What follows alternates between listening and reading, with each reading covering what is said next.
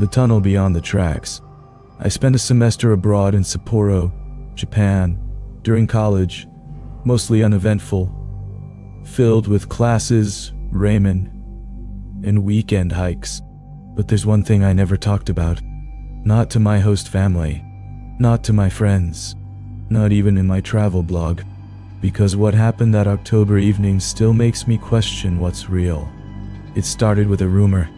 A local friend, Kenji, told me about a sealed-off subway tunnel beneath Sapporo. Old Line 3, he said. Abandoned after the earthquake in '95. They say people went missing in there. No one knows how far it really goes. He was half joking, but I was hooked. Urban exploration had always fascinated me, and with nothing to do during the long weekend, I figured, why not? I packed light, flashlight, extra batteries, snacks, my phone, and a small folding knife just in case. I took the subway to one of the older stations, Kita 13 Higashi, and found the rusted service entrance Kenji mentioned. To my surprise, it wasn't even locked. Just a heavy metal door with a faded "Do Not Enter" sign in Japanese.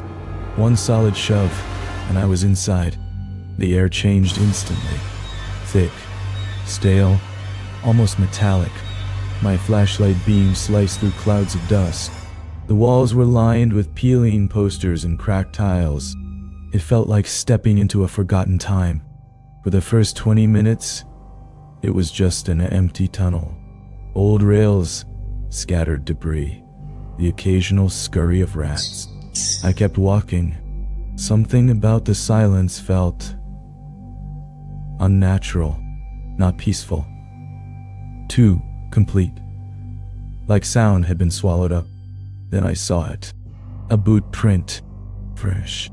Not dusty or decayed. Crisp. Pressed into the grime. I stopped. My own sneakers left barely a mark. But this one was deep. Heavy.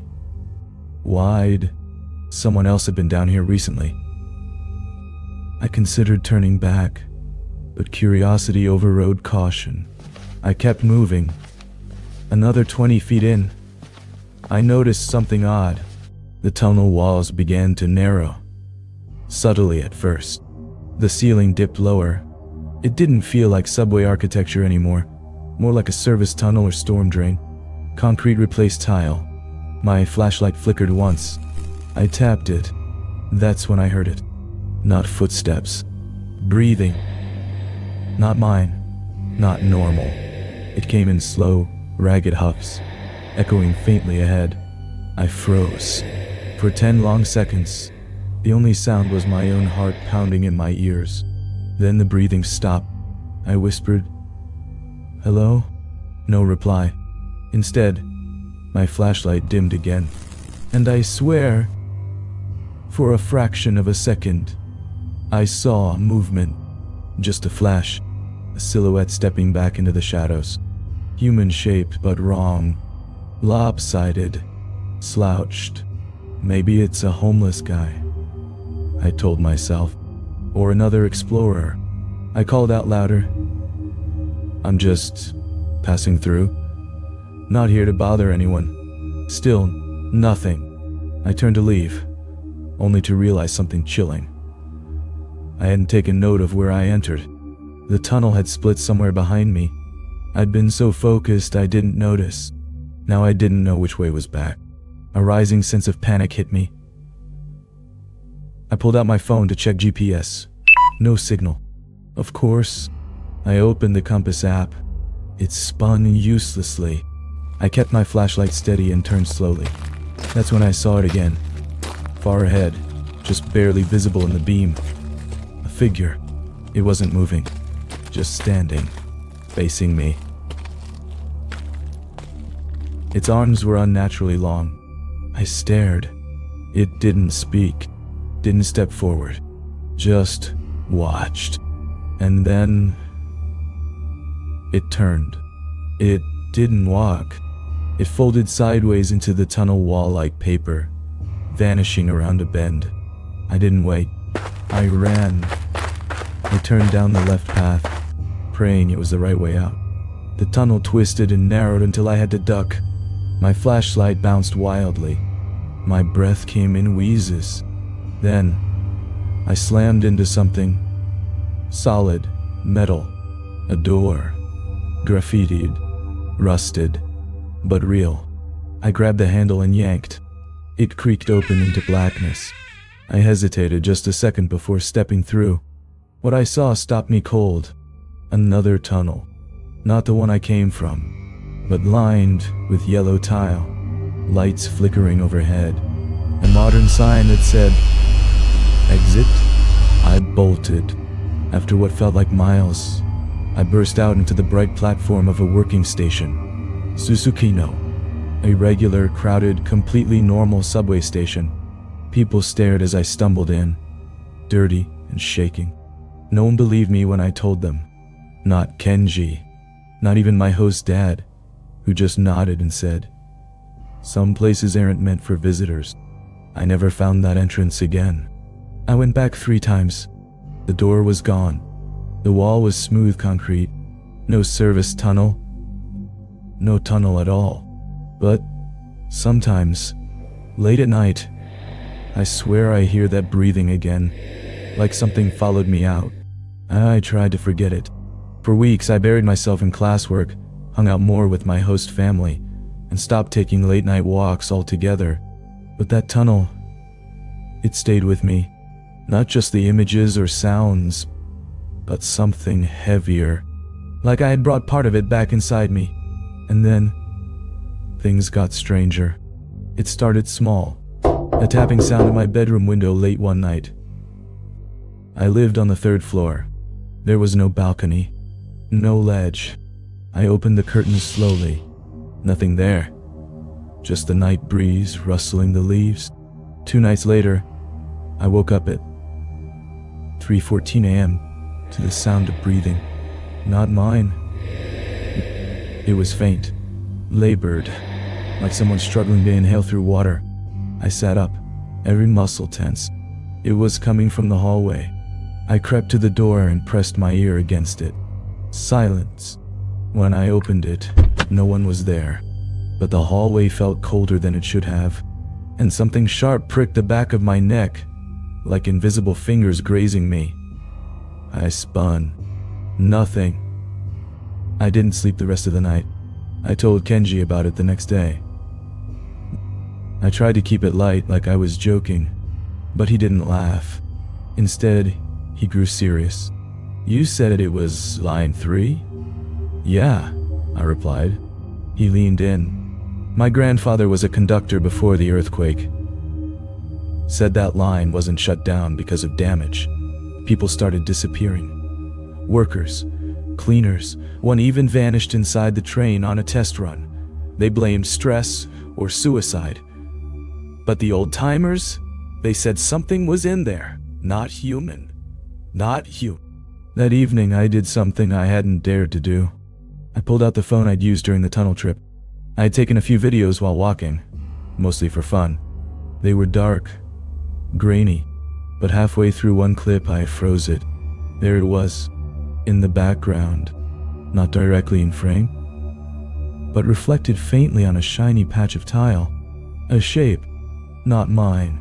It stood taller than any person, slumped forward, its arms hanging low, with a featureless face. Just pale, stretched skin. I felt my chest tighten. That, whatever it was, it had seen me, and now I think it was watching. I started leaving lights on at night, playing music while I slept. I even sprinkled salt across my windowsill, something I'd seen in a Japanese horror forum. Nothing worked. The breathing came back. Then came the dream. I was in the tunnel again. But this time, I couldn't move. My legs were heavy, like they were submerged in mud. The figure was in front of me, not moving, just breathing. But it wasn't watching me. It was listening.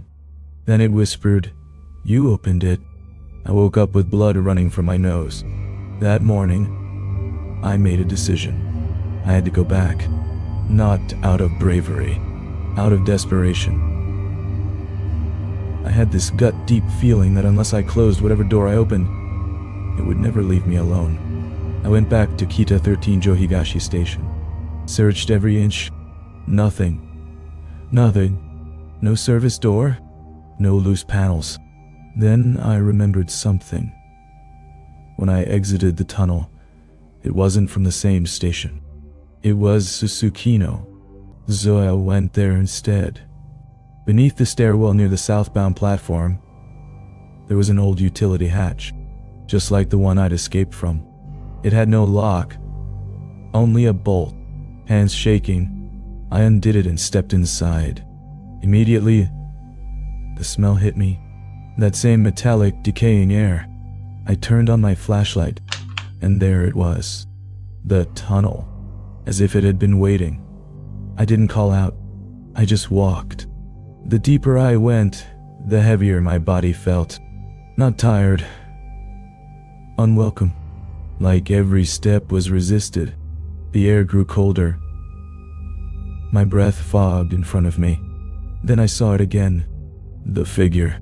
But this time, it didn't hide. It moved toward me slowly. Each step sounded like paper crumpling. I stood still. When it got within 10 feet, I did the only thing I could think of. I said, "I'm sorry. I didn't know." The thing stopped. Then, something happened I didn't expect. It stepped aside, revealing a small opening in the tunnel wall, one I hadn't seen before. Inside was an old wooden shrine, cracked and half buried, a faded rope, a few paper talismans, dust thick as ash. I got on my knees and bowed, low and sincere. I didn't know the right words. I just whispered, "I don't belong here." The tunnel trembled. For a moment, I felt a pressure release, like something letting go of a clenched fist. The figure dissolved into mist. The lights in the shrine flickered. Then, silence. Real silence. This time, peaceful. I stood, turned, and walked back. And when I stepped out of the hatch, the air was warm. The station, bustling. No time missing. No one even noticed me return. I never had another dream. The breathing stopped. My phone worked normally again. Kenji said whatever I disturbed must have been appeased. Sometimes spirits don't want revenge, he told me. They just want respect. I left Japan a month later. I still think about that thing in the tunnel. Not with fear, but with a strange, quiet reverence. Some places aren't haunted. They're sacred. Just forgotten. And if you ever find a door that shouldn't be open, don't.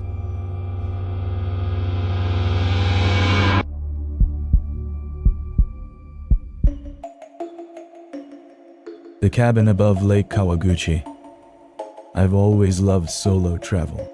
After finishing a stressful quarter at work, I booked a week off and flew to Japan. I didn't want the usual Tokyo chaos. I wanted quiet, so I found a listing online. A small secluded cabin on the hillside above Lake Kawaguchi, with panoramic views of Mount Fuji. It was a dream spot. The listing said, "Perfect for reflection, off-grid, private, just you and the mountain air." And honestly, it was cheap. Too cheap. I should have known. The drive from the train station to the cabin took nearly an hour, twisting through dense pine forests before climbing a steep gravel road. The driver who dropped me off didn't say much, but before pulling away, he paused and muttered, "Don't wander off the path. And if you hear anything after midnight, stay inside." I laughed, thinking it was a translation error. He didn't laugh back. The cabin itself looked fine. Traditional Japanese woodwork with sliding doors, a sunken living area, even a tiny bath with a view of the lake. It was rustic, but cozy. But there was one thing that bothered me immediately. A door, just off the hallway near the back, made of thick, almost black wood. It had no handle. Just iron hinges, and a chain across it with an old-style padlock. The key wasn't provided. I figured it was a supply closet, maybe for cleaning equipment. Still, something about it felt off. The chain looked newer than the cabin itself. The wood around the lock had deep scratch marks, like someone, or something, had tried hard to open it. But whatever. I was here to relax.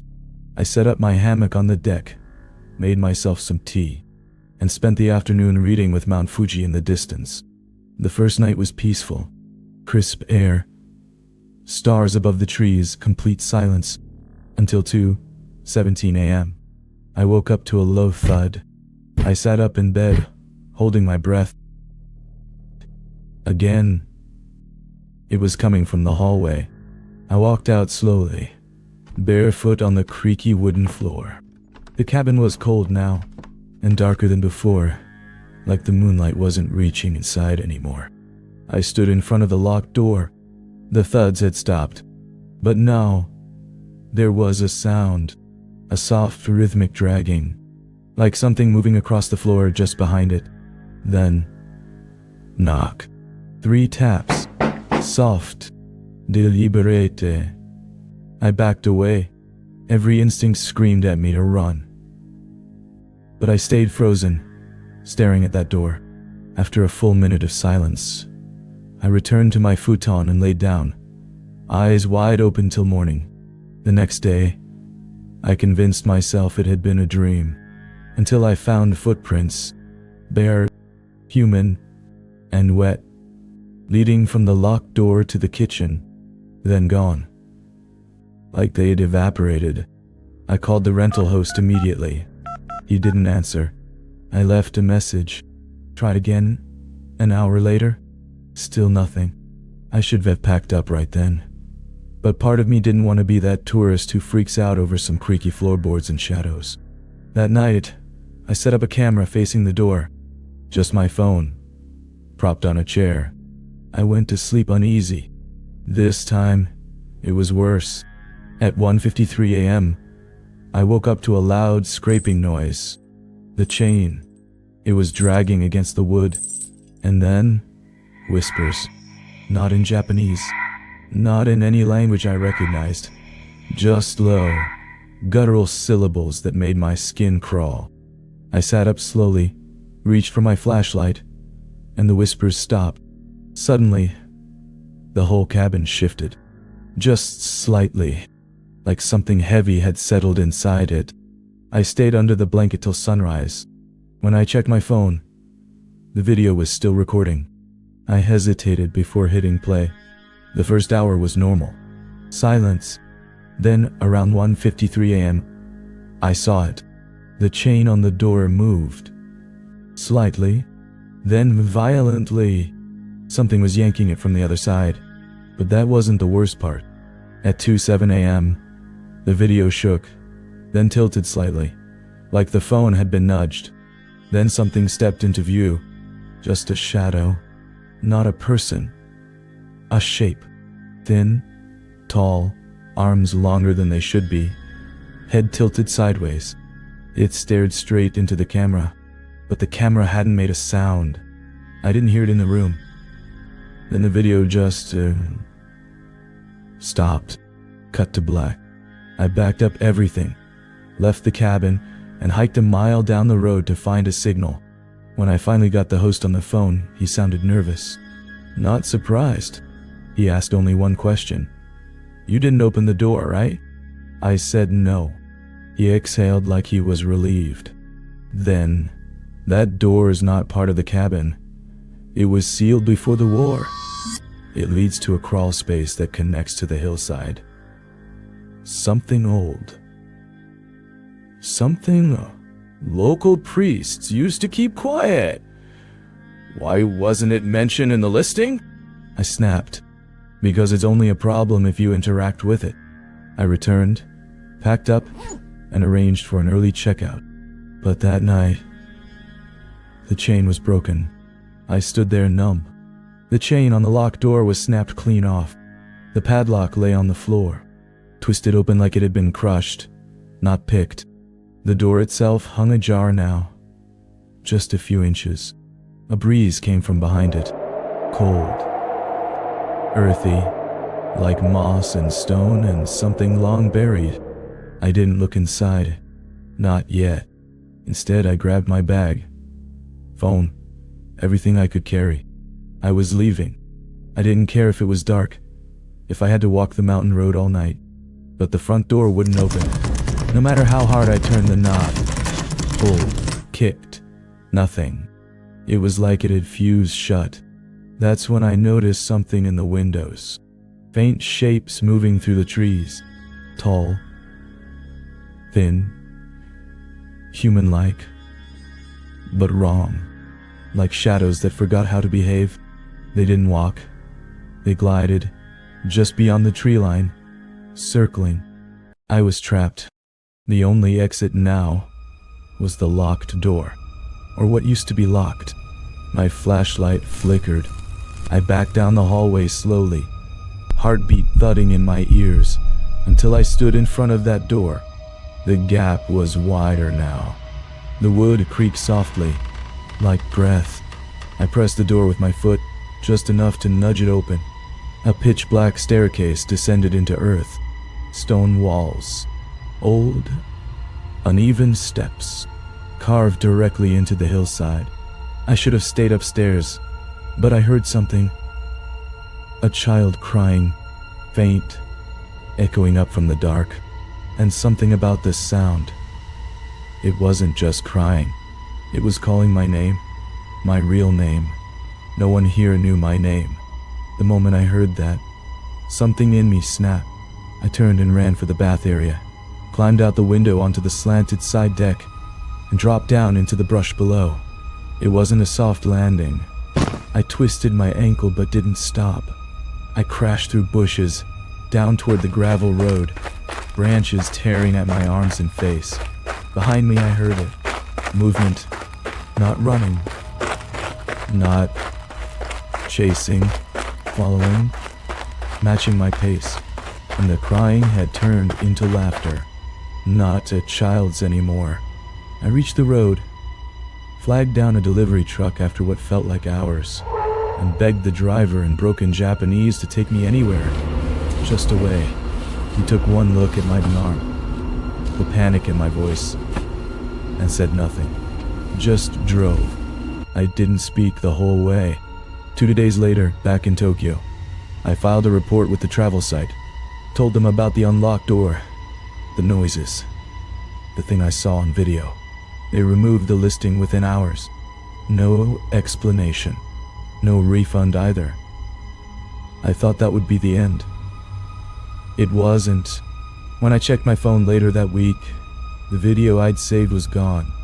Corrupted. But that wasn't the part that bothered me. There was a new file. One I hadn't recorded. Just a photo, taken at 2:11 a.m. The last night I was at the cabin. It showed me sleeping in bed, and something standing at the foot of the mattress. Long limbs, tilted head, watching. I moved apartments, changed my number, switched devices. I've never been back to Japan, but last month, someone sent me an anonymous message. No text, just coordinates, to a hillside above Lake Kawaguchi. I didn't respond. Then 2 nights ago, I heard knocking.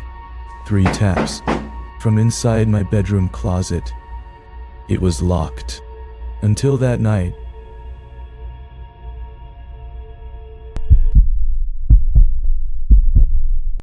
The station with no trains. I was in Japan on a solo backpacking trip, trying to unplug from the grind of my job back in Chicago. I had no set route, just a JR pass, a backpack, and a craving for quiet. Somewhere between Nagano and Niigata, I missed my connecting train. The schedule was sparse this far out, and the next one wasn't for hours. So I wandered outside the station, hoping to find food or a convenience store. But the area was oddly empty, not abandoned, just paused, like no one had walked these streets in years. Then I saw a different station down the road. It wasn't on Google Maps. No signs, just a rusted arch with a faded nameplate I couldn't read. Probably Kana I hadn't learned yet. The station sat at the base of a wooded hill, its entrance swallowed in ivy and vines. But the glass doors were clean, the lights inside still working. It looked old, but maintained. I figured maybe it was a local private line, worth checking at least. I stepped in. Silence. The place smelled like dust and concrete after rain. The walls were tiled in muted green. Old posters still clinging to the corners. There were vending machines humming quietly, full of outdated drinks. A ticket booth with no one inside. And a platform sign. Platform 1. Departures every hour. The time was 5:12. The clock on the wall ticked. I had 48 minutes to kill. I sat on a bench, cracked open a canned coffee, and tried texting my hostel to let them know I'd be late. No service. Not even a single bar. I was used to dead zones, so I didn't panic. But something felt off. There were no other passengers, no train sounds, no announcements, just stillness. After 20 minutes, I got up to explore. The staircase to platform 1 creaked under my weight, but held. The platform itself was long, narrow, with a single track running alongside. I looked both ways. No trains, no lights in the tunnel. Just a wind. But I couldn't tell where it came from. Then I noticed the signs. All the posted maps were wrong. They had lines that didn't exist anymore. Stations with names that had been changed decades ago. One map had a handwritten note taped over it in red ink. "Do not board if alone." I laughed nervously. Probably a joke. A prank. Local kids messing around. But the longer I stood there, the more uneasy I felt. I turned to go back down. But the staircase was longer. Somehow, it had been a short set of stairs, maybe 15 steps. But now it stretched down like an escalator with no end. The tile was older, more cracked. The hallway I returned to wasn't quite the same. It was like walking back into a place built to look like the one I'd left. Posters were in different places. Lights buzzed louder, and the vending machine I'd bought coffee from was now stocked with products I'd never seen before. Unlabeled bottles filled with thick black liquid. I tried the door. It opened, but outside was fog. Thick, rolling fog that hadn't been there before. I couldn't even see the road I came from. And it was silent. No birds. No wind. No insects. That's when I heard it. A sound from the platform. A faint, low rattle. Steel on steel. A train. Finally. Maybe I'd imagined the changes. Maybe I was just tired. Overthinking. I hurried back up the stairs. Now short again. And onto the platform. A single train car was waiting. Old, red paint faded into brown. Windows fogged. The doors were open. No conductor. No passengers. I hesitated. Then stepped inside. I don't know why I did it. Curiosity, maybe. Or maybe something I can't explain. A feeling. Like I was meant to. The doors closed behind me. No sound. No announcement. The train began to move. But outside, there were no lights. No cityscape. Just darkness, like the tunnel went on forever. I tried to check my phone. It was dead. Not just no service. Dead. Battery gone. Screen black. I looked around the cabin. That's when I realized I wasn't alone. At the far end, in the last seat, sat a man, wearing a faded conductor's cap. Slumped, not moving. Head tilted too far, like it had no bones. His eyes were open, staring straight ahead. I froze. That man at the far end of the train, he wasn't breathing. His eyes were open, unblinking. staring down the length of the car as if watching something behind me. My instinct was to turn around, but I didn't. I couldn't. Something about the stillness in his face, like he hadn't moved in years, told me not to draw attention. Instead, I slid into the nearest seat, my back to the wall, trying not to make a sound. The train hummed softly, vibrating through the floor. No lights passed by the windows, just endless blackness. There were no stops, no announcements, and no indication that this train was taking me anywhere that belonged on a map. I sat still for what felt like an hour, stealing glances at the man every few minutes. He never moved. Eventually, I mustered the courage to whisper, "Excuse me." Nothing. I stood up slowly, moving toward him. I told myself he was just a rail worker, maybe drunk, maybe sleeping. When I reached him, I tapped his shoulder. Cold. His skin was cold as stone. That's when I noticed something clutched in his hand. A train ticket. Worn, yellowed, edges frayed. The date read, March 11th, 1997. I backed away. My hands were trembling. I looked again at his face and noticed his pupils had shrunk into sharp pinpoints. His mouth was slightly open, and inside, there was no tongue. I stumbled backward, hit a seat, and nearly fell. Then I heard something behind me, a soft rustling, like paper dragging across metal. Then, a faint child's laugh, high and sharp. I turned toward the sound. The train car behind mine was now visible through the connecting door. The glass was fogged, but I could see shadows, moving. The door creaked open by itself. There was a little girl standing there, maybe 7 years old. Pale dress, long black hair. She didn't blink. She tilted her head and said, "Did you buy a ticket?" My mouth went dry. I didn't know I needed one," I said. She stepped into my car. The lights above flickered once, then again, then held steady. She looked around, then pointed to the seat I'd been in. "That's where my mother died." I couldn't breathe. "This train," she said, "is only for the ones who missed something." "What? What do you mean?" She sat down, legs swinging. "Some missed their stop. Some missed their chance. Some missed their life."